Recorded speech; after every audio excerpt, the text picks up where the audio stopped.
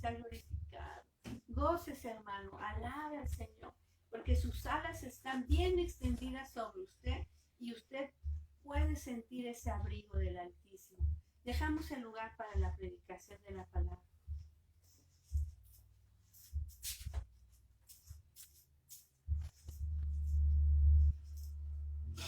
Muy bien, iglesia, Dios les bendiga.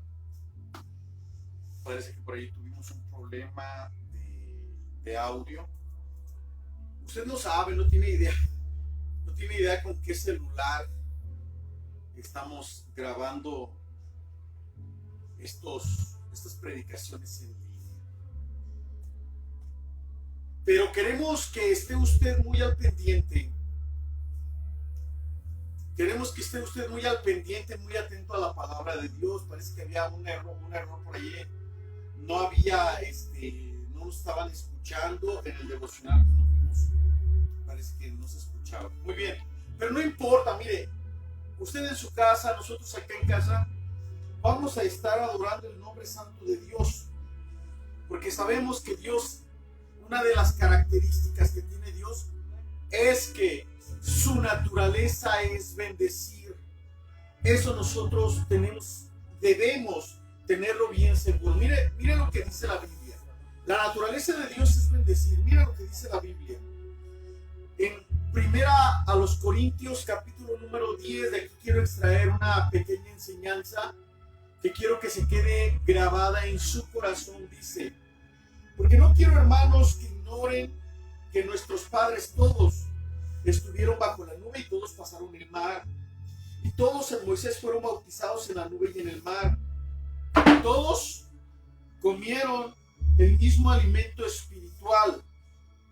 Y todos bebieron la misma bebida espiritual, porque bebían de la roca espiritual que los seguía, y la roca era Cristo. Pero de los más de ellos no se agradó Dios, por lo cual quedaron postrados en el desierto. Mas estas cosas sucedieron como ejemplo para nosotros, para que no codiciemos cosas malas como ellos codiciaron, que sean idólatras. Como algunos de ellos, según está escrito, se sentó el pueblo a comer y a beber y se levantó a jugar. Forniquemos como algunos de ellos fornicaron y cayeron en un día 23,000, y tentemos al Señor. Como también algunos de ellos lo tentaron y perecieron por las serpientes. Ni murmuren como algunos de ellos murmuraron y perecieron por el destructor. Y estas cosas les sucedieron como ejemplo, y están escritas para amonestarnos a nosotros, a quienes han alcanzado los fines de los siglos. Y luego dice: así que el que piense estar firme, mire que nosotros tenemos que vivir con este concepto de vida. El que piense estar firme, mire que no caiga. El dolor que viene como resultado por haber cometido errores es el tema para esta tarde. Estamos hablando acerca de las formas o de los trozos como a veces está fracturada nuestra alma. Hablábamos del miedo, hablábamos también de la desesperanza. Hoy hablamos acerca de los errores que cometimos en días pasados. Yo me he puesto a pensar cuánta gente alaba a un punto tan idealizado a la iglesia primitiva, a los cristianos de los primeros años de la iglesia, y quisieran, porque leen en el libro de los Hechos que había milagros, que había cosas grandes que Dios hacía, y quisieran ellos vivir en ese tiempo. Pero cuando su servidor lee el libro de los Hechos y lee las cartas del apóstol Pablo y de algunos otros de los apóstoles, me doy cuenta de que la iglesia primitiva, la iglesia de los apóstoles, era una iglesia que estaba cargando con problemática igual o más grande que la de nosotros. Es decir, ¿qué hubiera pasado? ¿Quién nos podría enseñar de la divinidad de Cristo si los colosenses no hubieran caído en el error de creer que Cristo no es Dios, sino una exhalación, un semidios. ¿Qué hubiese pasado para el orden y la moral y la ética de la iglesia si la vida en la iglesia de los Corintios no hubiese sido de un pecado, no hubiese sido con estas características: división, herejías, orgullo, soberbia, altivez, etcétera, etcétera? ¿Quién nos hubiera enseñado a nosotros?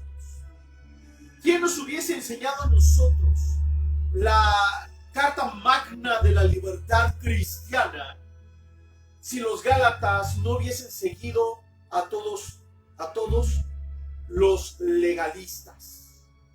Es decir, todos esos errores que usted ve, que hemos ignorado en las cartas, sucedieron.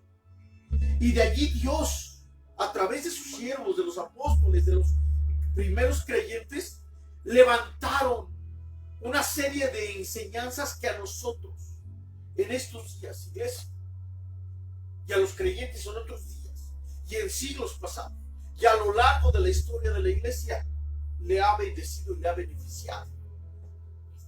¿Por qué, mis hermanos? En la carta que acabamos de leer de Corintios dice la Biblia que estas cosas sucedieron como ejemplo para nosotros, para que no caigamos en el mismo error en el que cayeron ellos. Mire, fíjese bien lo que voy a decirle. En el Antiguo Testamento, las malas conductas eran divididas en dos: una conducta equivocada por error y una conducta porque deliberadamente una persona está desobedeciendo. La conducta por error, la conducta equivocada por error, es una conducta en la que la persona no sabía que estaba haciendo lo malo e hizo lo malo. Ese es el error. Pero, mis hermanos, en otro tipo de conducta, la gente sabe lo que no debe de hacer y aún así lo hace. Eso ya no es error, eso ya es un pecado deliberado. Pues bien, nosotros hemos llegado a estos tiempos en los que no hay necesidad de que vengan enfermedades para estar cargando con fracturas del alma. No habría necesidad de que los creyentes estén pasando por desempleo, porque basta con las fracturas que hay en nuestra alma, con las que venimos, con las que minan las bendiciones, con las que minan nuestra identidad cristiana. Nosotros estamos llenos de errores. Yo tengo un dicho. En este dicho, yo siempre diré: nunca le crea al que esconde sus errores. Usted puede ver mucha gente muy exitosa, mucha gente, deportistas de excelente maniobra deportiva, predicadores de trayectoria aparentemente intachable, y usted no puede saber nada. Pero ¿cuántos deportistas? ¿Cuántos hombres de negocios? ¿Cuántos padres de familia? ¿Cuántas madres de familia? ¿Cuántos creyentes? ¿Cuántos seres humanos? Fíjese bien, les voy a hacer la pregunta: ¿cuántos no estamos conscientes de que hemos cargado con una cantidad enorme de errores y que hoy, mucho tiempo después de haberlos cometido, aún seguimos cargando su consecuencia? Pero hoy le quiero decir una cosa. La Biblia nos enseña, mis hermanos, que el que empiece a estar firme, mire que no caiga. Usted, cuando tiene una identidad cristiana, cuando ha recibido a Cristo en su corazón, usted no es su error, usted es un hijo de Dios. ¿Por qué son tan importantes los errores que hemos cometido? Usted y yo. Mire que estos forman en nuestra vida una actitud frente a la vida. A veces tenemos una rapidez y habilidad en detectar los errores de los demás y muy poca habilidad para detectar y reconocer, olvídese de detectar y reconocer nuestros propios errores. Nos faltará tiempo para señalar los errores ajenos, quejarnos de ellos, hacerlos públicos. Quizás inconscientemente, al señalar yo a ella, al señalarlo yo a él, al señalarlo yo a aquellos, me sienta un poco mejor de la situación que tanto y tan escondidamente me está doliendo. Cuando nosotros vemos a una persona que se salta la norma, que rompe los principios bíblicos, ¿acaso utilizamos la misma explicación para él que cuando nosotros nos saltamos esa norma? No, mis hermanos. Nos cuesta trabajo. Y mientras nosotros no reconozcamos que hemos vivido cometiendo errores, nuestra alma se verá fragmentada. Algunos hemos cometido errores, a lo mejor usted ha cometido errores que a nadie le ha platicado, que están guardados y que usted dice, me los llevaré a la tumba, nadie lo sabrá, nadie se va a dar cuenta. Son errores. Esconderlos, mis hermanos, y no sacarlos a la presencia de Dios nos va a truncar y nos va a fragmentar el alma, y por esas fisuras del alma se estará yendo la bendición. Es tiempo de no reprochar los errores de los demás. Es tiempo de enfrentar delante de la presencia de Dios para remisión, para bendición y para restauración que hemos cometido errores. Hoy, iglesia, quiero que usted sepa que nunca un creyente maduro y espiritual con ministerio y llamado de parte de Dios nunca estará para juzgar por sus errores ni por mis errores. A veces, en lugar de reconocer abiertamente y pedir disculpas, pedir perdón, justificamos, buscamos culpables. Hay una dificultad para reconocer los errores. Ahorita voy a decirle lo que dice la Biblia. Tenemos presente en nuestra cabeza lo siguiente: no todos los errores son iguales. ¿Por qué nos cuesta trabajo reconocer los errores? Porque hemos recibido una educación en la que cuando yo me confieso con mi papá, cuando yo me confieso con mi mamá que me he equivocado y que he regado y que he cometido errores, mi mamá o mi papá o mis tutores o mis maestros o mis patrones no valoraban mi honestidad y mi sinceridad humana al decirle me equivoqué. Al contrario, si era mi patrón, recibía una carta, una falta administrativa. Si era mi papá, recibía una reprimenda con violencia verbal. Si era mi mamá, recibía unas fuertes manotazos y jalones de pelos porque me sinceré con él o con ella o con ellos por haber cometido errores. Unos padres castigan de forma intensa, otros se avergüenzan, y entonces el hijo, la hija, los otros hermanos se ríen, se burlan de él o de ella porque cometió el error, en lugar de mostrar empatía, en lugar de mostrarnos paciencia como familia, como hermanos, como iglesia, como compañeros de trabajo, en lugar de mostrar comprensión. Y entonces ese niño o esa niña, cuando crezca, tendrá una mayor probabilidad de reaccionar con miedo, con vergüenza y con culpa al más mínimo error. Nos enseñaron a esconder los errores porque cuando éramos honestos y lo reconocíamos, éramos burlados, éramos escarnecidos y éramos castigados. Una segunda razón por la que hay dificultad para reconocer errores por una personalidad perfeccionista.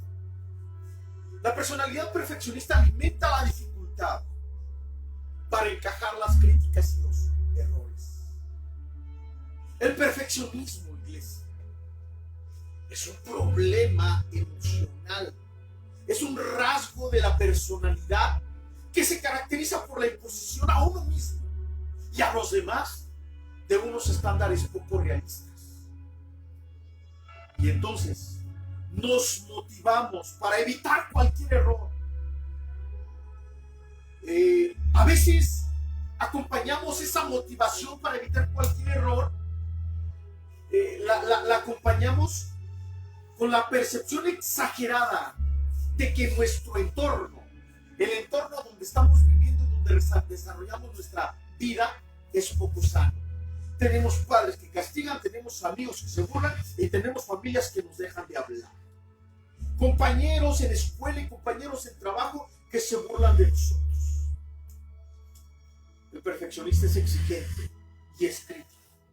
Y muchas de estas situaciones lo lleva a un perfeccionismo tan equivocado que cuando no logra cumplir sus ideales tan perfectos, cuando se siente desmoronarse, que se da cuenta que cometió un sinnúmero de equivocaciones, cuando se siente frustrado, prefiere esconderlos.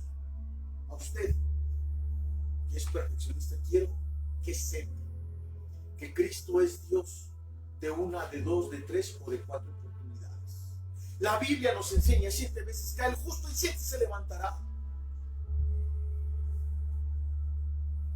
Hay ideas y creencias irracionales o equivocadas. El perfeccionismo, mis hermanos, se apoya en la creencia irracional de que la valía personal se puede equiparar con la productividad y el logro. ¿Cuál es tu meta? ¿Tanto has alcanzado? Oiga, yo conozco muchos pastores que su currículo de vida es ser elegidos en la asamblea, es ser elegidos en la reunión de pastores nacional o distrital o regional o seccional y que tienen un cargo público. Es un modus vivendi.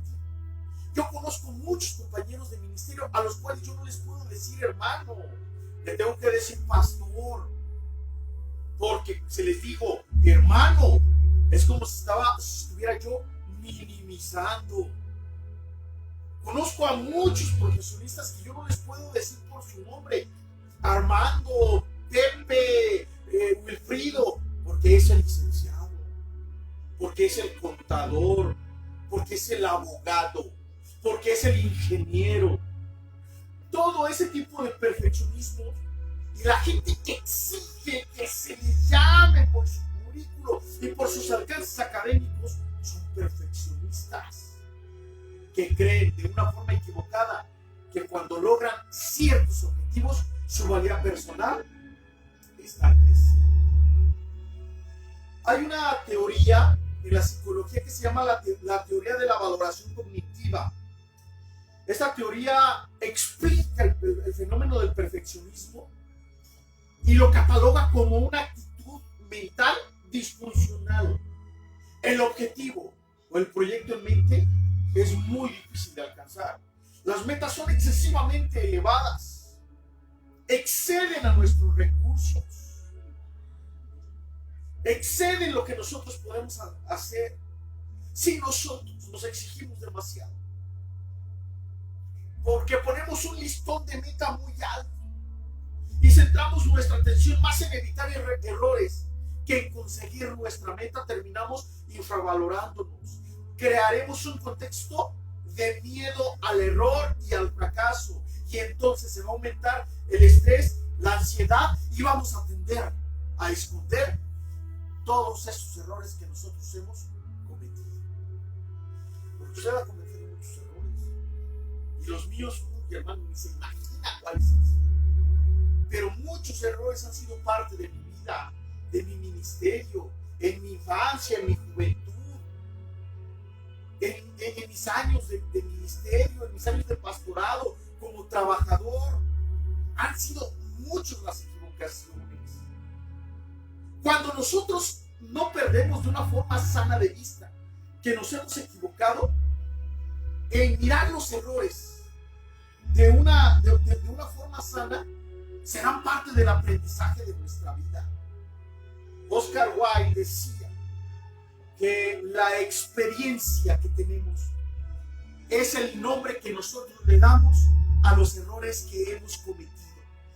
Y esto debemos entenderlo así, de esta forma. Cuando una persona es perfeccionista, piensa inconscientemente que solamente con la perfección se siente seguro, se siente tranquilo, se siente con valor, siente que los demás lo aceptan y lo admiran. A veces me preguntan, Tomás, ¿cuántas almas tienes tú? Y mi respuesta siempre es jocosa, ¿no? Porque siempre respondo, ¿cuántas almas tengo yo? Pues tengo una. Mi ser es tripartita, espíritu, alma y cuerpo. Y solamente tengo un alma. No. ¿Cuántas almas tienes en la iglesia? En tu iglesia, ¿no? En primer lugar, la iglesia no es mía, es de Cristo. Yo creo que si nosotros como pastores nos pusiésemos a entender, si nosotros como cristianos nos pusiésemos a entender cuánto quisiéramos nosotros que fuésemos valorados, que fuésemos estimados, que fuésemos tenidos en buen testimonio, que fuésemos tenidos en honor, mis hermanos.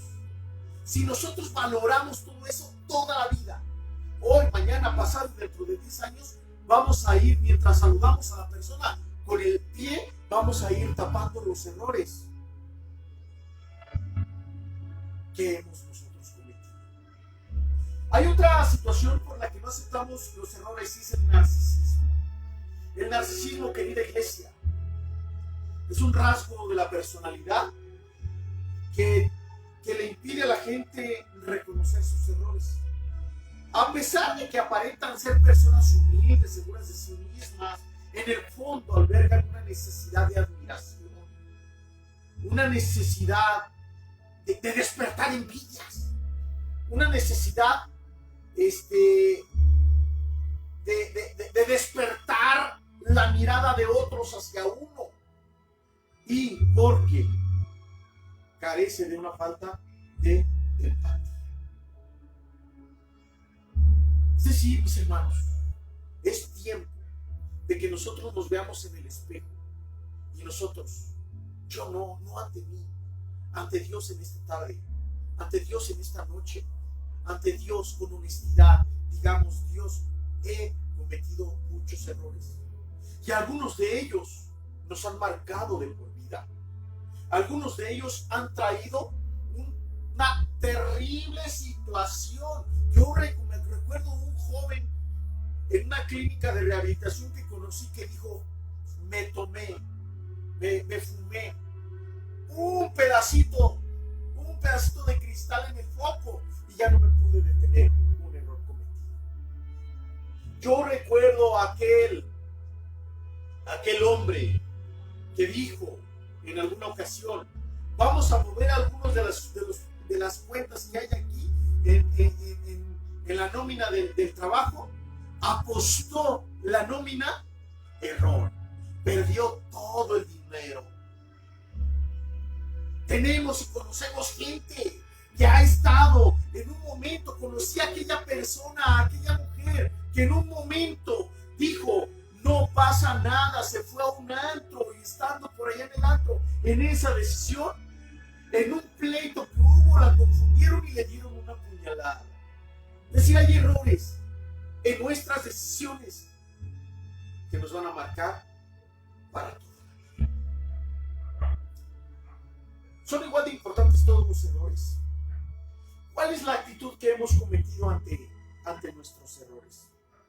Mire, que es evidente. Es evidente que hay diferentes grados de errores.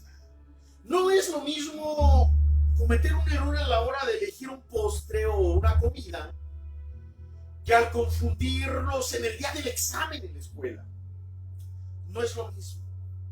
No es lo mismo confundirnos al momento de subirnos al transporte público porque nos subimos en uno que iba para allá y nosotros íbamos para allá.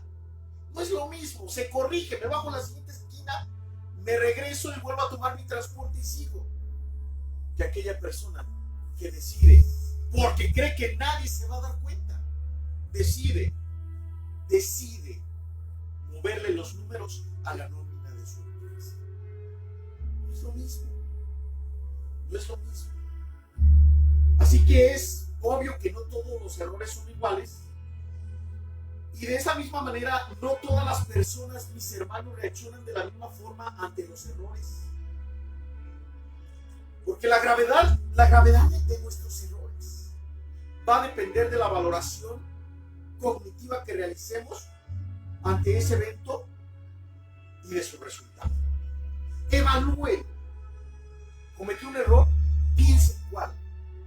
Ahorita que está usted pensando cuál, dígame, ¿cuál es la valoración que le da? ¿Qué resultado le ha traído? Esta afirmación, mis hermanos, es muy decisiva. Estamos ante un error y podemos tener respuestas diametralmente opuestas. Una persona puede ser indiferente a los errores. ¿Ha visto ese meme que dice, la vida sigue y va el personaje del meme caminando? Todo se le resbala. Pero hay una persona que al momento de cometer errores quiere abandonarlo todo. Y entonces el pensamiento constante de estarse recriminando y culpando, porque constantemente estamos escuchando la culpa de la familia por los errores que cometimos, está haciendo en nosotros una fortaleza que no va a permitir que reconozcamos que nuestros errores y nuestros pecados Cristo los puede redimir. Porque a Cristo no lo veo, pero a Él sí lo veo, a Él sí lo veo, a Él sí lo veo y a ella sí la veo. Y me están diciendo, la regaste, ¿te acuerdas cuando esto y esto y esto? La regaste, ¿te acuerdas cuando esto y esto y esto? La regaste porque te acuerdas esto y esto y esto. Y mi vida se tambalea porque Dios me dice, ¿dónde están los que te acusaban? Ni yo te condeno, vete, no peques más. Pero Él sí, Él aquel, Él también, Él también, Él también, Él también. Y todos también. ¿Cómo procesamos los errores, iglesia? Podemos percibir el error como un fracaso vital. Ello nos causará vergüenza, nos causa culpa, nos causa frustración y ansiedad. Se nos vienen pensamientos depresivos y de suicidio tan fuertes y nos da miedo a lo que pueden pensar de nosotros los demás. Pero también podemos aprender de esos errores. Si nos damos tiempo y lo valoramos y evaluamos como una oportunidad para mejorar, para ponernos a cuentas con Dios, para acercarnos a Dios, para reafirmar los lazos en las relaciones interpersonales. Si nos perdonamos con amabilidad, comprensión y respeto, entonces la pérdida o el resultado inesperado no nos va a afligir tan profunda y tan intensamente. Si vamos a recordar aquella experiencia como uno de los errores tan grandes que cometimos en la vida. Pero también vamos a recordar aquella experiencia como ese momento, como esa experiencia que catalizó nuestra vida para acercarnos más a Cristo, para reafirmar nuestros pasos en la vida espiritual. Porque nosotros no somos nuestros errores, iglesia. Nosotros no somos nuestros errores. No se acuse por lo que Cristo ya le perdonó. La gente nos acusa, la familia nos acusa, la sociedad nos acusa por nuestros errores, pero debemos entender en lo profundo de nuestro inconsciente que Cristo nos ha perdonado. Dice, hijos míos, estas cosas les escribo para que ninguno de ustedes peque, pero si alguno de ustedes peca, abogado tenemos para con el Padre, a Jesucristo el justo. No somos nuestros errores, iglesia. Por eso no estamos, cuando la gente tiene problemas con el alcohol, no estamos de acuerdo con la oración o con el texto que memorizan los alcohólicos anónimos. Soy un alcohólico y siempre lo seré. La Biblia nos dice que de modo que si alguno está en Cristo, es nueva criatura. Y esto nosotros debemos entenderlo. Esto nosotros debemos entenderlo. Si usted piensa en las 5 personas más significativas de su vida, ¿por qué las quiere? Porque son bonitos, son bonitas, ganan mucho dinero, tienen mucho estatus social, tienen mucha influencia en la sociedad, o por qué las quiere, porque es un buen deportista, porque es un buen académico, porque es un empresario exitoso. Nosotros valoramos a las personas por lo que han alcanzado, no por el hecho de que son humanas, y eso, mis hermanos, es un error bien grave que estamos cometiendo. Porque dice la Biblia que de tal manera amó Dios al mundo. Yo recuerdo la oración del publicano, cuando mientras el fariseo se alababa y decía, gracias Señor, porque yo me levanto y hago y vuelvo y todo para ti. El publicano dice la Biblia, que ni siquiera se atrevía a levantar la mirada y decía: Señor, sea propicio de mí, que soy un pecador. ¿Qué es lo que hace falta para nacer de nuevo? Estar en una iglesia. Iglesia amada, usted es la iglesia. Hermanos, aun cuando su esposo no es salvo, aun cuando sus hijos no son cristianos, usted es la iglesia. ¿Qué necesita para estar en comunión con Dios? ¿Qué necesitamos?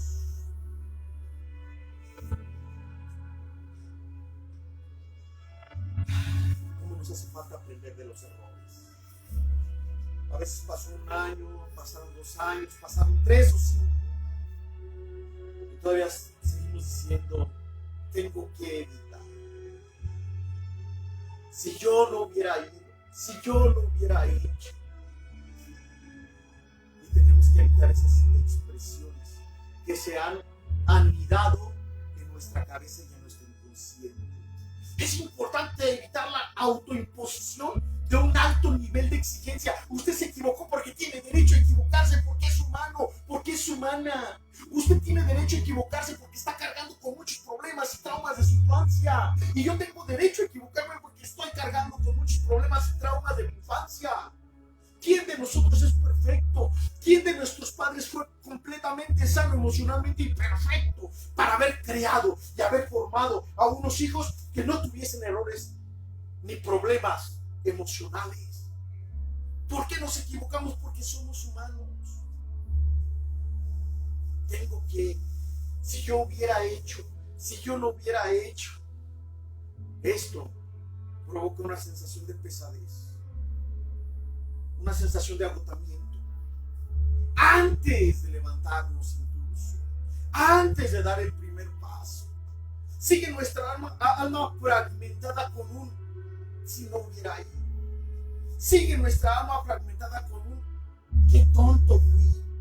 Sigue nuestra alma fragmentada con un le hubiera hecho caso a mi mamá. Sigue nuestra alma fragmentada con un le hubiera hecho caso al pastor. A veces cambiar el pesimismo por un optimismo es difícil, pero es inteligente. Porque incluso, mis hermanos, los malos pensamientos agotan nuestra vida emocional y espiritual, y también nuestra salud física. Los pensamientos de acusación, espíritu, alma y cuerpo, se ven en sus defensas de lo más bajo que sea. Los psicólogos, los terapeutas dan un decálogo para lidiar con el fantasma, si usted me permite la expresión, de los errores, con las fortalezas espirituales de los errores. Número 1, márquese metas que sean alcanzables y que en esas metas incluya la posibilidad de fallar, de errar, de rajarse, de llorar, de chillar, de enfermarse y de todas esas características de la naturaleza humana. Número 2, en lugar de fijarse únicamente en lo negativo, en el error, concédale mayor importancia y mayor tiempo al esfuerzo y a la dedicación invertida. Número 3, no compare los errores que usted cometió con los errores que cometieron los demás. Todos tenemos errores. Todos hemos hecho tonterías. Todos hemos hecho barbaridades. Todos hemos equivocado los pasos. Si ellos le acusan y si ellos me acusan, es porque con un pie están escondiendo por un problema como el que de los tantos que acabamos de mencionar. En lugar de dudar tanto, iglesia, sea valiente, atrévase a equivocarse y atrévase a reconocer que se equivocó delante de la presencia de Dios. Número 6, centre su atención en lo que quiere conseguir y no evitar errores. Y nos siguen dando algunos consejos quizás menos relevantes. Yo le quiero preguntar, ¿pero qué dice el libro de Dios de los errores?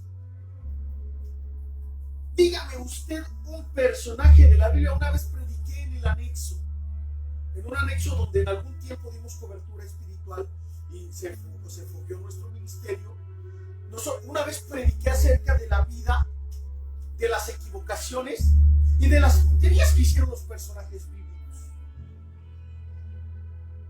Cuando nosotros vemos la vida personal de los personajes bíblicos, parece que Dios se equivocó. Parece que esos personajes bíblicos son errores en el llamado de Dios. Por ejemplo, ¿quién de nosotros no ha escuchado hablar de Moisés? Moisés fue un asesino, cometió errores. En lugar de que le hablara a la roca, Moisés golpeó la roca. Error. ¿Cuál fue el resultado? Que él, Moisés, no entró en la tierra prometida. Errores. Errores y errores. Nosotros leemos el grande Moisés, el épico Moisés, la figura más prominente de la Biblia. Hablaba con Dios cara a cara, imagínense, y lleno de errores. Un asesino. Pero la Biblia también nos habla de un hombre, una persona de nombre Jacob. Jacob significa, imagínense, usted dice los psicólogos, que el nombre que nuestros padres nos ponen estará en el futuro relacionado con nuestro carácter. Le pusieron Jacob, que significa usurpador. Y si usted lee la vida de Jacob, hermano, por Dios, todo, hermano, de una tontería cometía una burrada, salía de la burrada y cometía una tontez, salía de la tontez y cometía un error, y cometía el error y salía otra vez. Y era ese su estilo de vida, hasta que Jacob se cansó y peleó con el ángel y le dijo: no te voy a dejar ir si no me bendices. ¿Cómo te llamas? Jacob. Ya no se va a llamar tu nombre Jacob, tu nombre va a ser Israel, porque peleaste con Dios y le ganaste. Que no se cansó usted, que no nos hemos cansado de vivir una vida de alcoholismo, una vida de decisiones equivocadas, una vida de mentira, una vida de tranza, una vida de robo, una vida de drogas, una vida de usurpación de funciones, una vida de violencia verbal, de violencia física, de odio, de amargura, de enemistades, de deudas, de engaños. Tiene que llegar el momento en que con los errores en la mano vengamos a la presencia de Dios, porque Dios siempre está no solamente dispuesto a perdonarnos y restaurar nuestra alma y soldar esa fisura por la cual se va la bendición, sino que también, iglesia amada, a todos los que siguen a Ribera del Quebar, también debemos nosotros de estar conscientes de que el Señor restaura. Se quedan los resultados, pero Dios restaura y sana nuestro corazón. ¿O no quiere pensar usted en los errores de David? En el grande David. ¿No se equivocó David? ¿Y nosotros? ¿No se equivocó Pedro? Pedro era hasta sinvergüenza en su hablar. Dice la palabra que dijo: Señor, aunque todos te nieguen, yo no te voy a negar. Dice la Biblia que todavía estaba Jesús por allí a unos cuantos metros, cuando Pedro ya lo había negado 3 veces. ¿No son errores? Y dice la Biblia que después de que el gallo cantó aquella noche, que se llevaron preso al maestro, dice la Biblia que Pedro lloró con amargura. Porque los errores nos tienen que doler, porque las equivocaciones nos tienen que doler y nos han dolido, y a muchos de nosotros, a muchos de ustedes nos tienen tan dolidas las equivocaciones y los errores que no se han podido levantar y lloran en la noche y se lastiman en la noche y justifican en la noche y ponen a trabajar su mecanismo de defensa, pero ustedes saben que allí está el error y que se está viviendo una consecuencia y un reproche diario por haber cometido ese error. ¿Qué podemos pensar de Pablo, el hombre que casi escribió todo el Nuevo Testamento? ¿O qué podemos pensar de Jonás y sus errores? Muy particularmente quiero terminar aquí. Los errores de María de Magdala. La mujer fue encontrada en adulterio. Le tendieron una trampa. Cuando leemos el contexto nos damos cuenta que le tendieron una trampa para ver cómo reaccionaba Jesús ante el pecado que había descubierto. Dice la Biblia que la querían apedrear. Jesús se acerca, escribe no sé qué cosa, la Biblia no nos dice qué, en el suelo, se levanta y dice que esté libre de pecado, que tiene la primera piedra. El único que tiene la autoridad y el derecho de juzgarnos es el que nos defiende. Ni yo te condeno, vete, pero no peques más.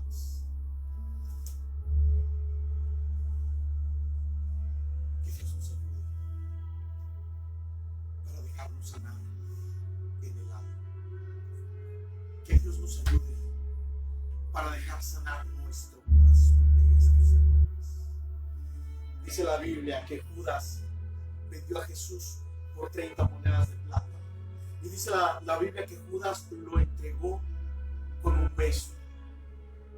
La Biblia nos habla del beso del amor verdadero. ¿Sabe cuál es el beso que le dio Judas? El beso del amor verdadero. Judas lo amaba, pero cometió un error. Si Judas no se hubiera recriminado el error y hubiera venido a los pies de Jesús y le hubiera dicho: Señor, perdón, no hay pecado que Dios no pueda perdonar. La gente es severa, la sociedad es severa, pero Dios es amor y su naturaleza es bendecir. Mientras estén abiertos los brazos de Dios, venga y dígale: Señor, me equivoqué camino, hoy te pido perdón. Padre, en el nombre de Cristo,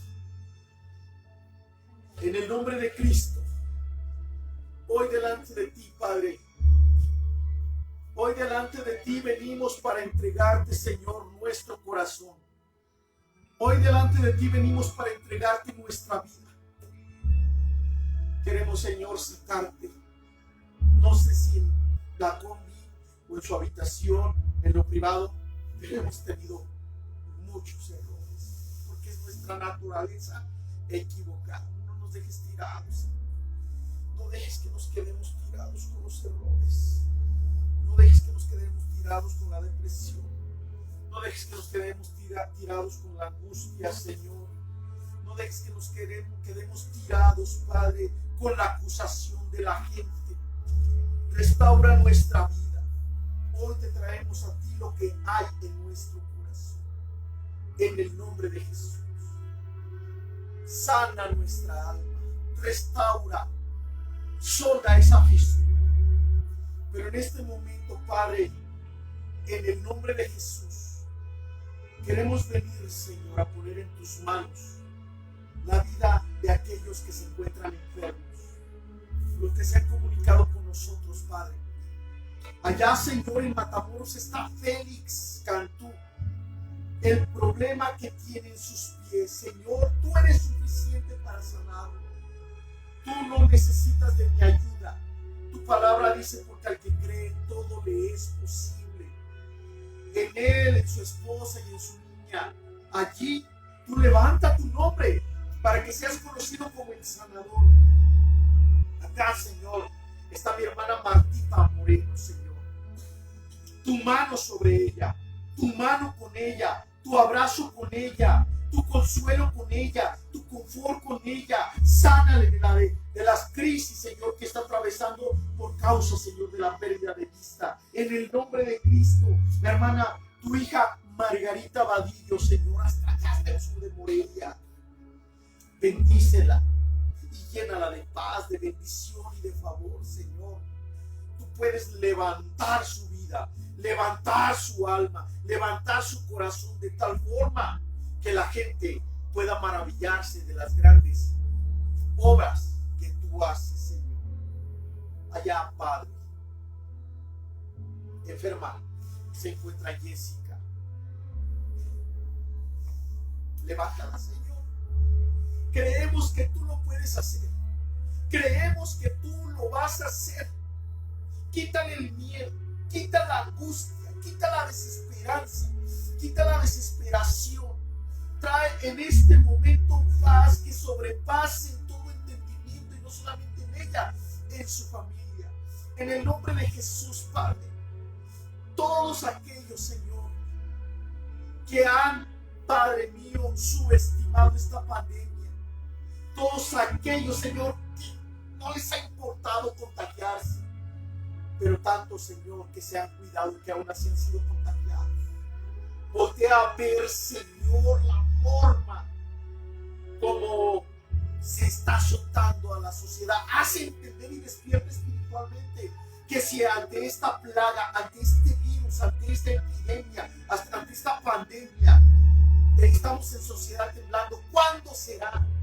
Cuando tú derrames tus copas de furor en este mundo, Dios. Porque horrenda cosa es caer en manos del Dios vivo.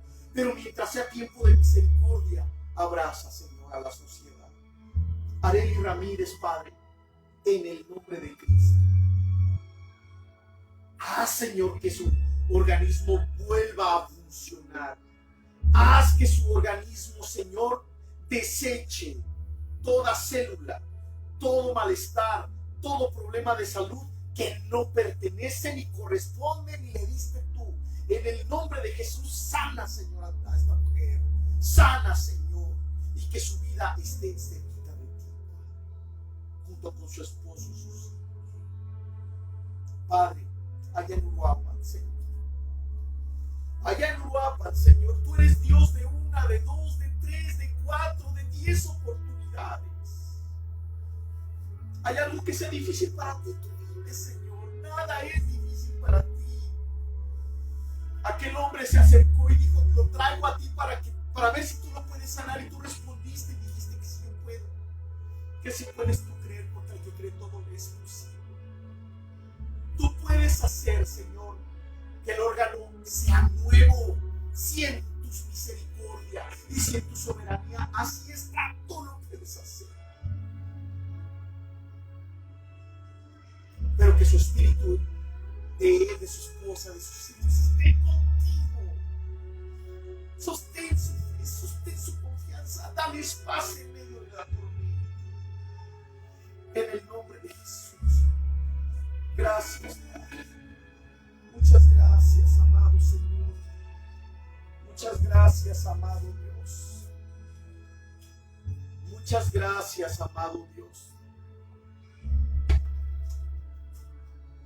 Muchas gracias, Padre Santo, porque tú eres bueno, misericordioso y fortaleza cuando nuestra vida está llena de angustia. Santo es tu nombre, Dios. Santo es tu nombre. Gracias, Dios.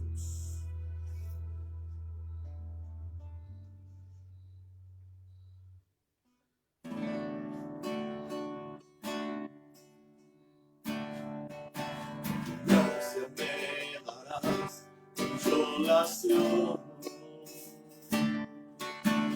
Por eso vengo a presentarte mi amor.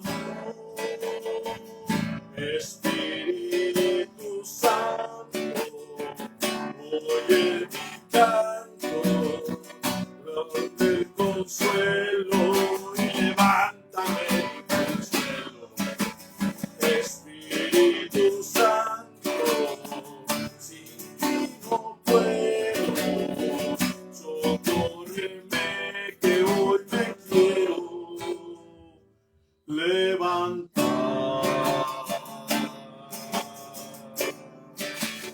Gracias me darás consolación. Por eso vengo a presentarte mi canción. Espíritu Santo, oye mi canto, dame el consuelo y levántame del suelo. Espíritu Santo, sin ti no puedo, socórreme que hoy me quiero. Espíritu Santo, oye mi canto, dame el consuelo y levántame del suelo. Espíritu Santo, sin ti no puedo, socórreme que hoy me quiero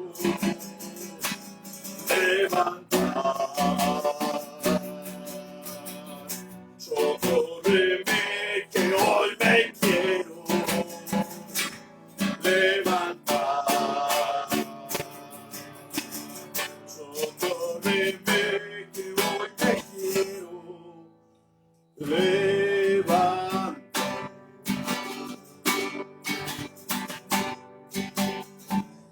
Socórrenos que nos queremos levantar. Amados, desde la Ribera del Quebar les mandamos un abrazo. Si en algo podemos ayudarles, escríbanos, mándenos un inbox. Que Dios les bendiga, hermanos. Gracias.